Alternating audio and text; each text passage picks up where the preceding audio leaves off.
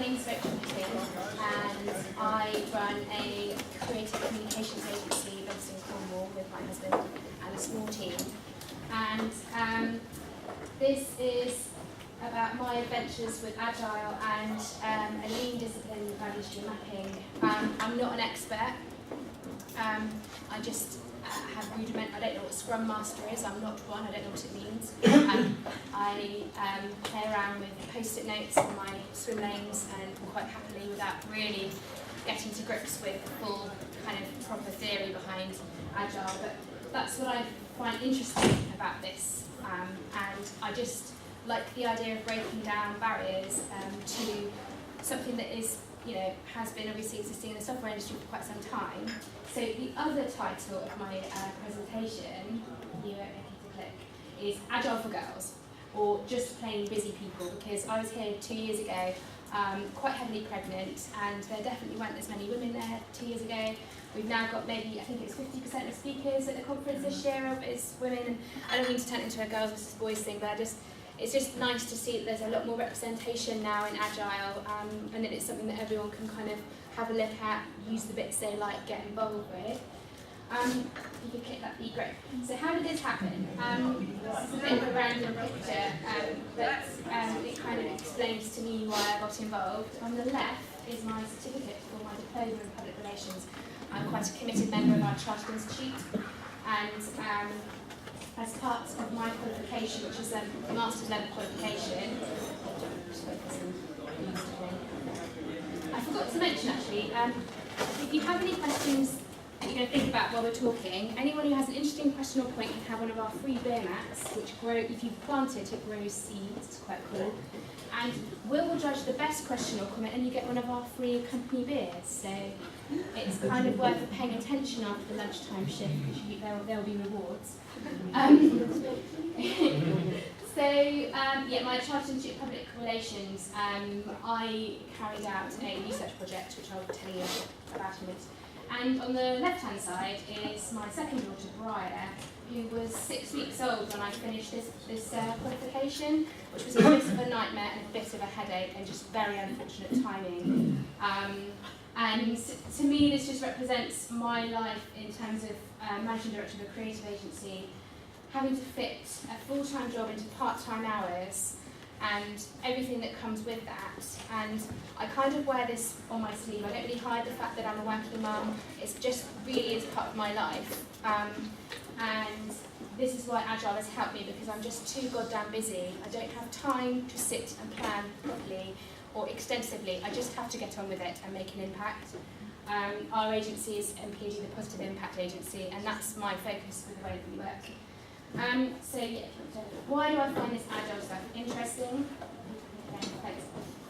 In public relations theory, some dudes, Gregory and Edwards, said that they had this theory, excellence theory. I'm not going to bore you with it too much, but they said that organisations that are considered excellent at public relations plan 70% of their activity and leave the remaining 30% to change.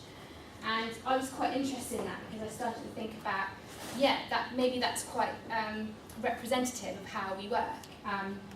And it's good to have a little bit of planned activity so you know what you're doing. Because there is always this 30%, which is a bit scary. And if I'd been designing this differently, I think I would have had this 30% in red, because this is where the shit hits the fan. This is where crisis communications comes in, and this is what we do a little bit of at our agency. Because best laid plans and all, you might be thinking, this is an example of a project that I worked on in 2012. We were working with a Catholic school. We're not religious in our agency, we're completely atheist, guardian reading, tree hugging, yoga believing, but we basically got this brief to promote what was going to be the UK's first Catholic free school. And that was quite an interesting brief, because free schools were generally being knocked about in the media quite a bit within education circles. And we were tasked with producing some really nice communications that would get different kinds of people and different kinds of students into their school so they could actually get some new students on board. And unbeknownst to us, the communications agency, and unbeknownst to the headmaster and most of the governors, one of the governors had a cosy chat with a local journalist in Cornwall with a grandfather of a former pupil, and this grandfather of a former pupil was somehow given a platform to discuss this topic of preschools and whether or not they're a good thing.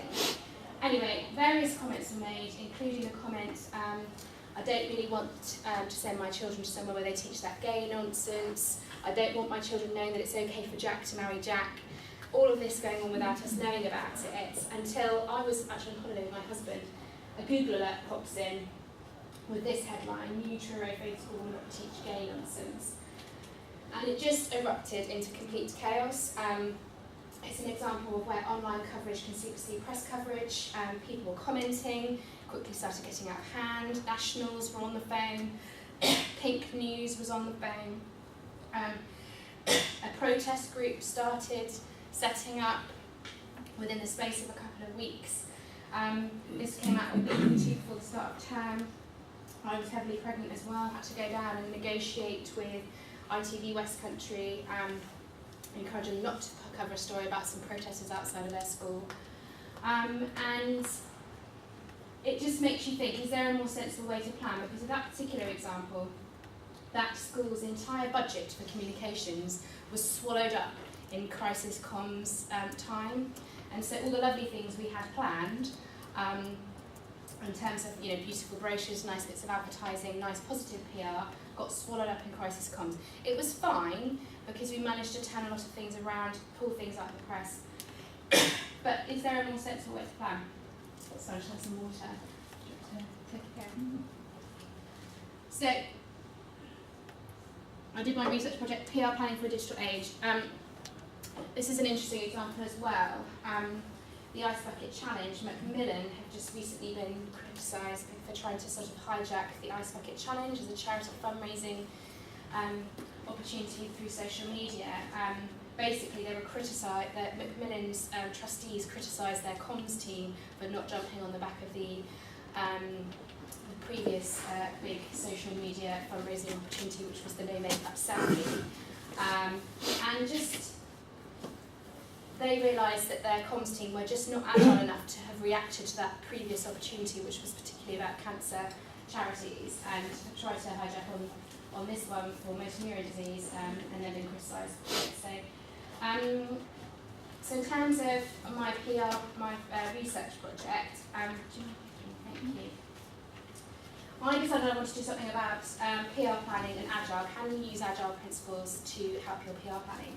And my tutor had never heard of it before, and she was talking to someone at a dinner party who happened to be working in computer programming, and his reaction was, I presume it was he, was everyone wants to use Agile nowadays, as if like this is our little secret and you guys aren't having it.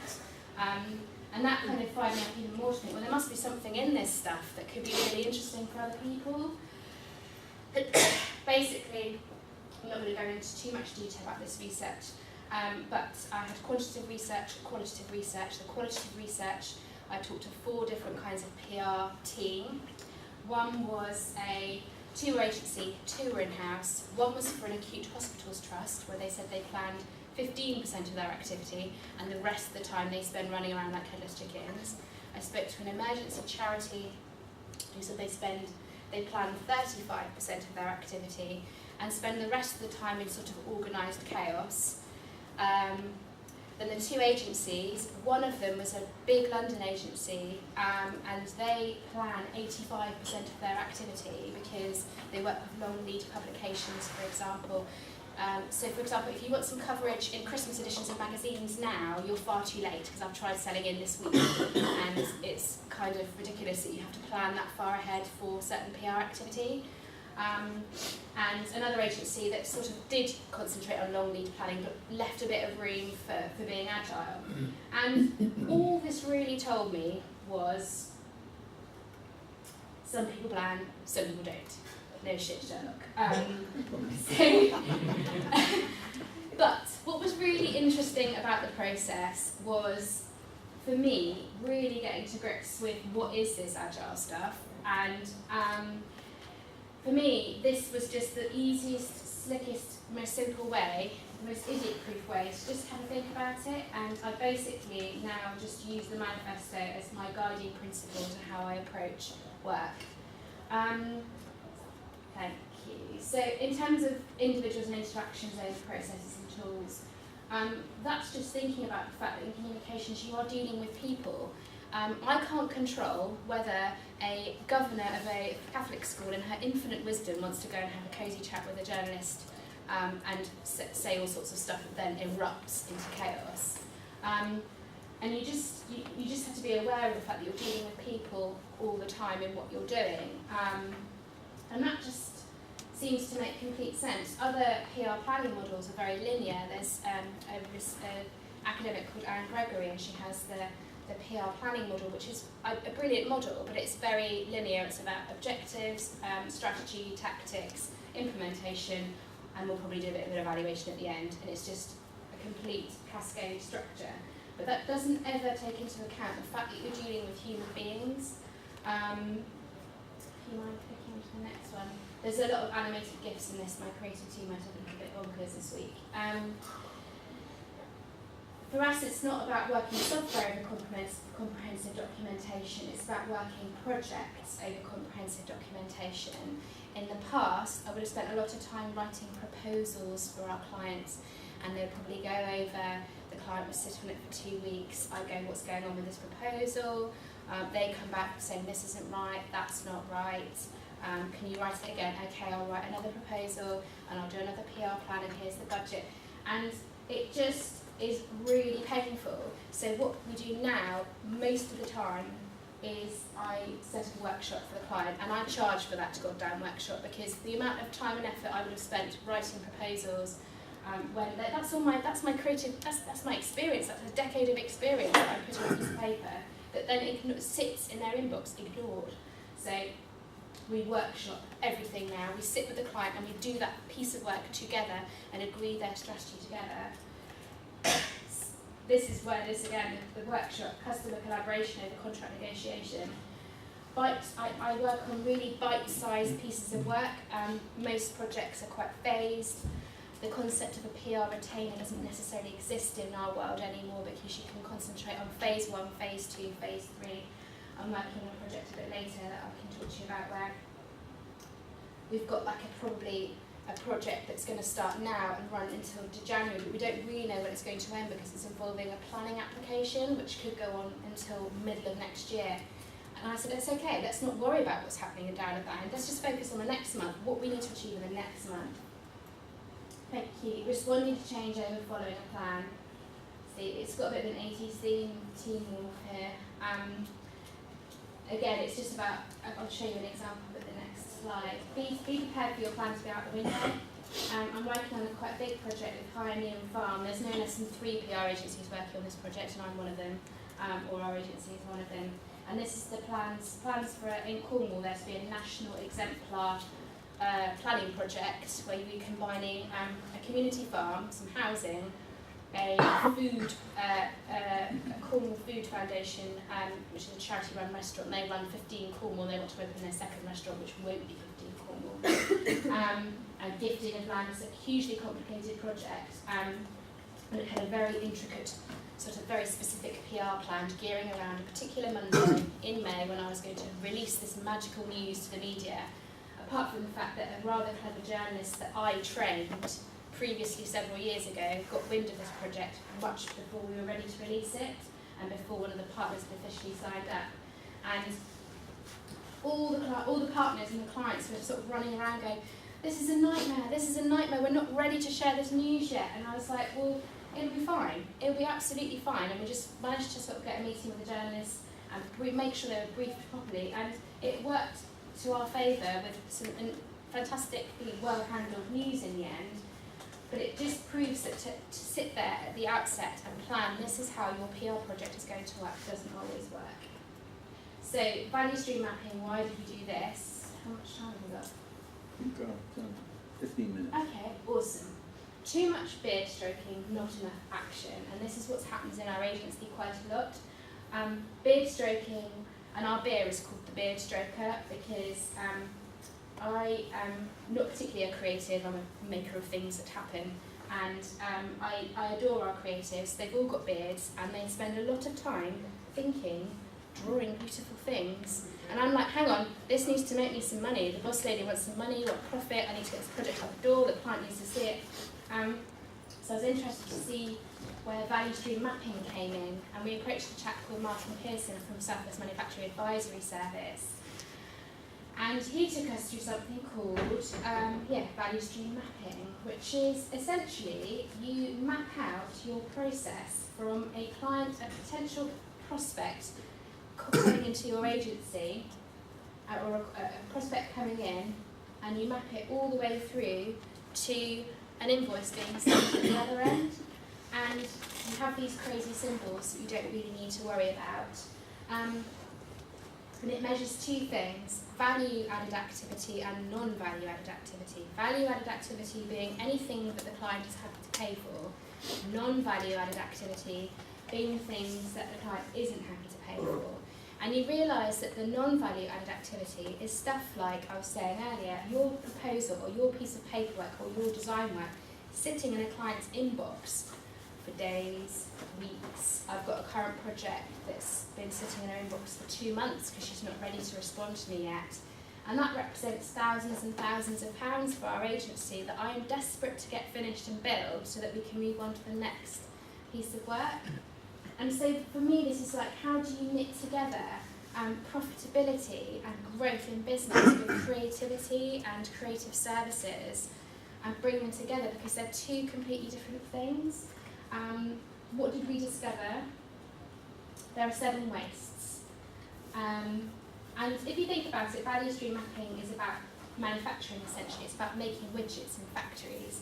And so all of these apply, that came out of like making widgets in factories. But actually, some of it applies to creative consultancy or just general consultancy. So for overproduction, it's the concept that you can completely over-design things when the client just wants to see a bit of a concept. And sometimes you just got to get the idea that it's just good enough for them to have a little bit of a flavour of what you're working on, because if you're completely barking up the wrong tree, they're not going to particularly want to pay for that. And then waiting and delays. How can you work with your client to minimise waiting and sign-off? Can you build it into your terms and conditions? I'm feeling like I need to have a negotiation with this client where a project's been sat for 2 months and I'm desperately waiting to finish this project and fail the work. How can you work in a way that keeps things on track? Thank you. Inventory. For me, this is staff not being used to capacity. So where we have Garrett's stapler being encased in a jelly in the office, that's a classic example of staff that have far too much time on their hands, and that's us, me as a boss lady, paying them to sit there. This presentation is probably an excellent example of staff not being used to capacity, because I asked them to do my PowerPoint presentation for them, and I've suddenly got all these crazy animated GIFs they spent quite a lot of time researching. Movement of people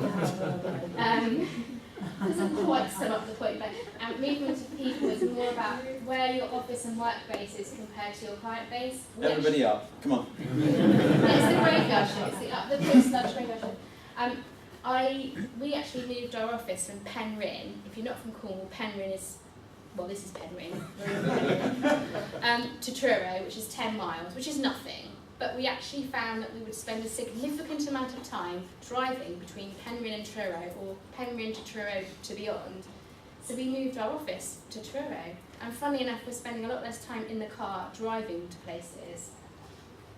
Transport of materials is a bit less of a waste for us, but it's kind of thinking about where your materials go and if the most efficient use of where they go. Defects and rework is massive in creative industries. If you can think about it, especially in design work, it's so subjective. The briefing process, I say, must be spot on or just good enough. So if you can invest the energy in the briefing process to avoid defects and rework. Inappropriate processing, too much paperwork. This is a really tough one because it's a balance between enough paperwork to keep you sorted and keep you protected in terms of legal or HR, but at the same time not having so much paperwork that you can't crack on with what you're supposed to be doing. And that's an interesting one. It's balancing that. 10 minutes. Marvellous. What have we learned? With value stream mapping, there's nowhere to hide. So I knew even if I talked absolute bollocks that you'd quite like this stuff. What I found with the value stream mapping, it was me and my husband Mark, who is awesome, but is a creative, and I'm not really a creative. And what I would find is Darling Mark would go off at a new business meeting, and he would have a nice chat with a client and then maybe come home with not very much. And I had a conversation with him before he went to this new business meeting for the business example of where we did the brown paper. And I was actually getting dressed for my day at home with the kids, and I was like, you better come home with a contract. If you go all the way to North Cornwall, you better come back with a contract. And he did. He came back with a contract, and I felt like, this is awesome. But then it's how do you move that project from winning the contract to the next stage, to the next stage, to the next stage. And what we found with value stream mapping is that there's nowhere to hide, because it really shows you in graphic detail where all your wastage is. I think Mark found it quite brutal, to be honest, in terms of the amount of time spent waiting around. Customers still want some sort of plan, no matter how agile you feel you want to be.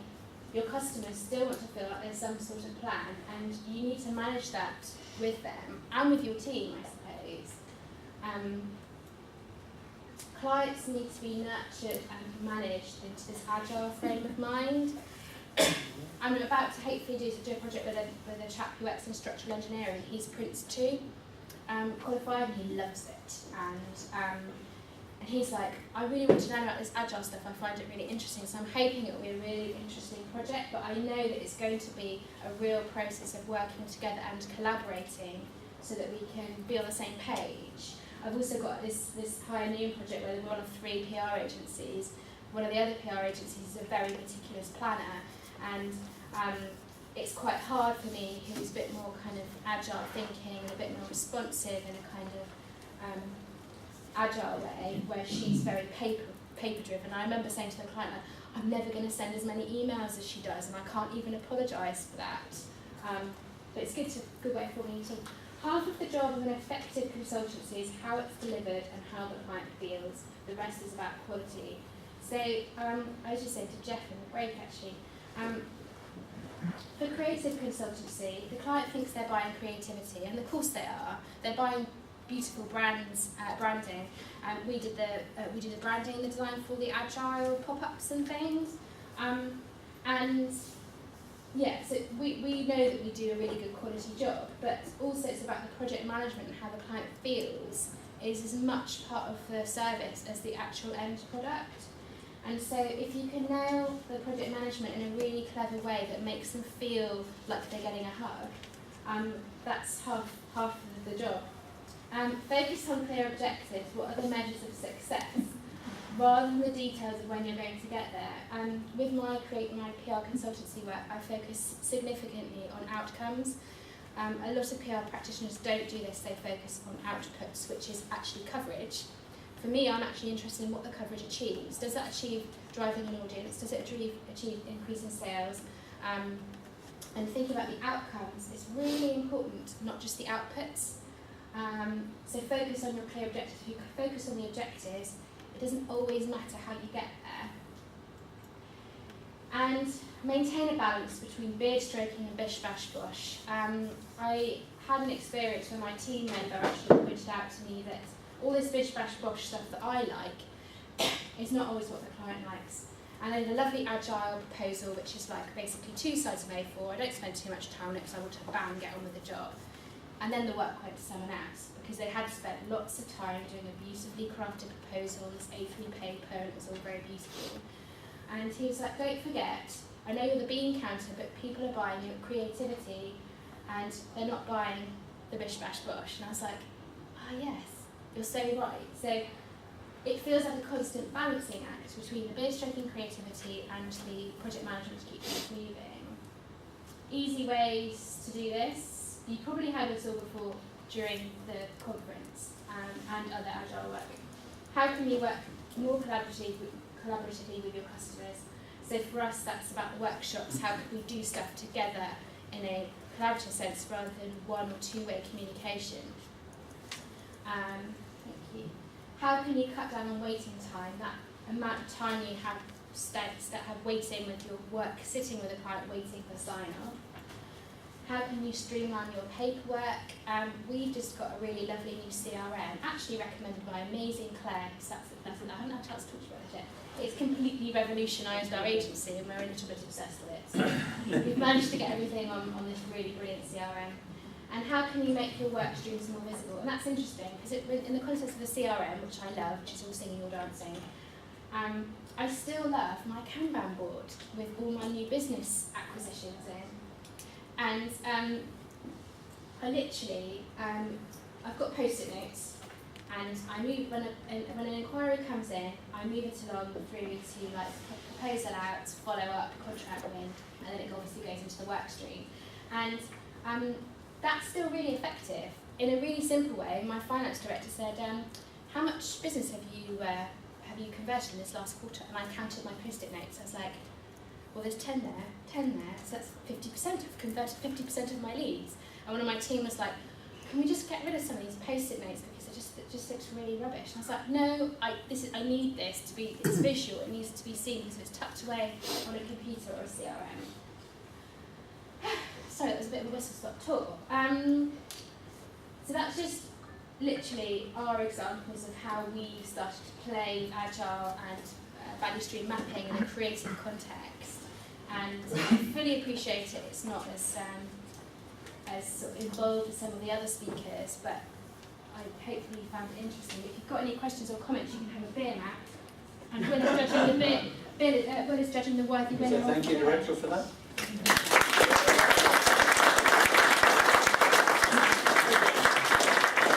We've got time for a few questions. So, yeah, Tom. So I just wanted to say that you talked about the creatives and the stuff not being creative. For me, you've been very creative. It's just the work. You've not been heading the artwork. Thank you. So I just wanted to say. He likes the beer. Another one? Yeah. You talked about your positive experience of adopting the Agile practices. What was it that led you to decide to actually investigate that? It was this conference really, because I don't know how. We work closely with Macrosky Events, who organised the event, and other partners on Agile on the Beach. And we were originally commissioned to do the initial branding for Agile on the Beach and some other design work. And I was like, what is this? What is this Agile stuff? And I was like, it's not even on the beach. Like, Or it was. it was last night. Sorry. So right. In the first year it wasn't, but anyway. Yeah, so I was like, this is really interesting. What is this stuff? And then I sort of had murmurings that people were using it in marketing, and I spoke to a couple of people who weren't in programming or management, particularly in creative industries. And then because I was doing my my CIPR diploma, and I was looking for something a bit different. And I probably will take this research a bit further because I'm hoping to do chartered status when I have time, which I don't have, but probably next year or something. Give the man a beer, Matt. Yeah. Another question? Can you pass that back? One at the back there. Yes, you've spoken a lot about how being responsive to events that occur to you with your work with this, but do you do any sort of level of reflection or retrospectives or sort of measure quality of outputs and then make adjustments based on that rather than outside forces? Yeah, not enough in terms of retrospectives. We, in terms of evaluation, that's something that's really important to us, and it's something that we sort of look at throughout the life of the project. Whether or not, like, I do that because I have this sort of slightly kind of pick and mix magpie attitude to the kind of thinking, the retrospectives, I don't think we do enough. But in terms of evaluation, because we always have our clear outcomes and outputs identified at the start of a project, you can start to look at how they feed into that. But yeah, not as much as I'd like to. Give a man a beer, Matt. One more question. There's a young lady Thank here you. that's been too male dominated, as we've seen. Go ahead. So you brought in the new agile principles into your company. Did you come across any resistance when you did, or was it how you Yeah, probably resistance with, not really resistance, but things like the overproduction. Our graphic design lead is awesome and everything's perfect. So his work is really high standard, and sometimes I'm kind of like, we've just got to get this moving and let the clients see it. did that demotivate him and say, oh well, what she's on the page, she's micromanaging me, she keeps saying do this, it's not self-managed. Did you get that kind of stuff on there? No. So I'm learning now. I'm like, She really is a bossy top. yeah. Because I think he understands like why this is. And we're a small team, but I think we understand what we will bring to the team. So we know that this particular guy his design work is just awesome. And then it took another guy telling me about like stop bean counting and start thinking about the creativity a bit more. So we're in such a small team, we can give each other that feedback. But what I would say is that I haven't introduced enough of the agile team stuff. So I've introduced it to sort of projects and then new business development, but not enough to teams and like HR practices. So I've actually grabbed some notes from the sessions this morning that I can take back in now. Okay, thanks everybody. Thanks Rachel once more. Tom, here you go mate. That was nice, a nice compliment.